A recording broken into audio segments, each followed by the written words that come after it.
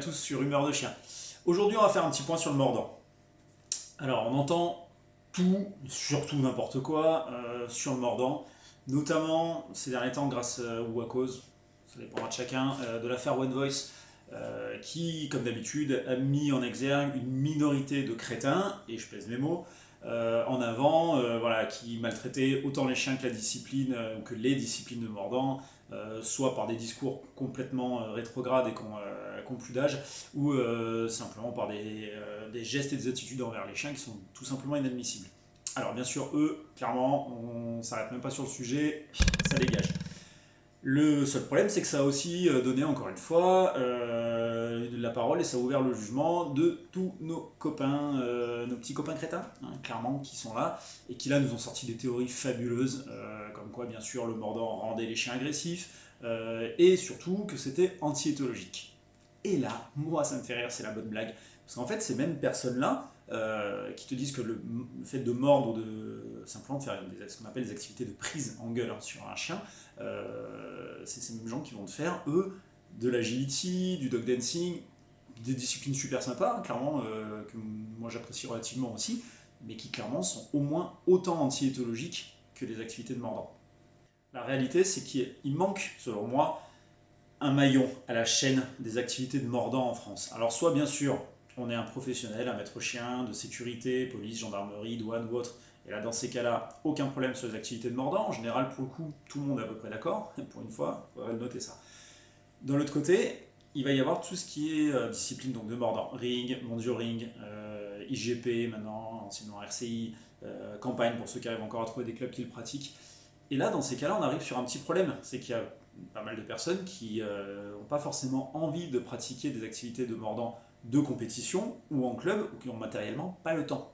Sauf que les propriétaires de bergers allemands, malinois, hollandais, etc., ont selon moi tout intérêt en fait à définir un cadre précis aux activités de mordant auprès de leurs chiens. Pourquoi ? Tout simplement parce qu'ils ont des chiens qui sont puissants, qui ont été créés et dont la race a été développée notamment pour leur capacité à mordre fort et bien. Dans ces cas-là, une morsure non désirée peut avoir des conséquences très graves.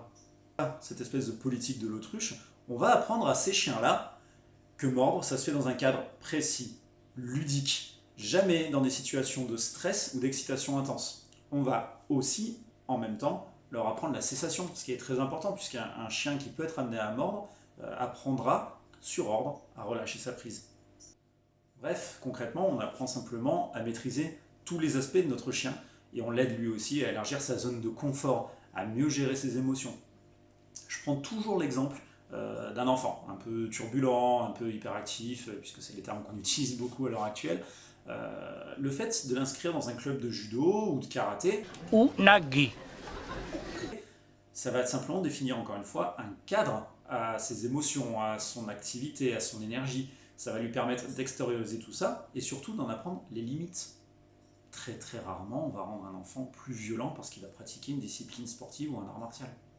Alors, en ce qui me concerne, j'espère pouvoir partir au prochain stage de certification de capacité au mordant pour justement pouvoir développer mon activité de mordant ludique, tout simplement, dans lequel on va apprendre effectivement aux chiens à mordre, à arrêter de mordre. On va définir un cadre à tout ça, mais on ne parlera pas de compétition, on ne parlera pas de préparation sur une certification ring, mondiaux, RCI ou autre. Simplement pouvoir jouer à des jeux qu'ils apprécient. Parce que clairement, la plupart de ces chiens-là adorent mordre. Les jeux de tirage, les jeux de force, c'est quelque chose dans lequel ils s'épanouissent, ils s'éclatent, ça les fatigue. Clairement, c'est une super activité pour eux. Alors pour finir hein, sur ce sujet-là, même si je pense qu'on pourra en parler des heures, un simple petit rappel, c'est que la gueule du chien correspond aux mains de l'homme. À l'heure actuelle, je ne vois pas vraiment dans la logique d'empêcher tous les êtres humains de se servir de leurs mains, juste sous prétexte que certains s'en servent pour faire du mal. Même logique chez le chien. On a meilleur temps de privilégier l'éducation plutôt que la privation et l'interdiction de ces disciplines-là. Concrètement, si on apprend à un chien comment bien se servir de cette capacité-là, on est bien plus dans le respect de son éthologie que sur une interdiction pure et simple. On se retrouve bientôt pour la suite. En attendant, prenez soin de vous. Ciao!